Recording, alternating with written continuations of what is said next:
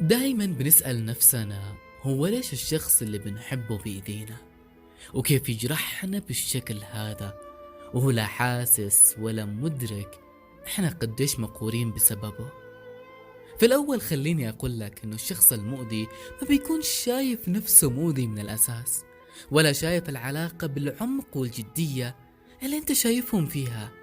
لأنه لو شخص صادق في مشاعره وجاد في وعوده، أول حاجة هيعملها إنه يركز في العلاقة بشكل أكبر من كده، يشوف إيش اللي بيسعدك ويعمله لك، يشوف إيش اللي بيضايقك ويبطل يعمله معك، يشوف حزنك قضيته الأولى وإنه رضاك التارجت عنده، ويعترف في حزنك وعفويتك وغضبك وضيقك، وبيتفهم كل حالة من دولة من غير ما يطفش منك أو يسيء الظن فيك.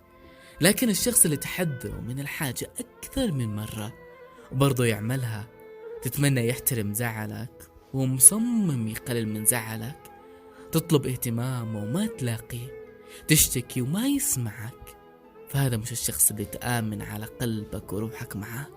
ده شخص أناني لا عمره حب ولا يحب حد غير نفسه.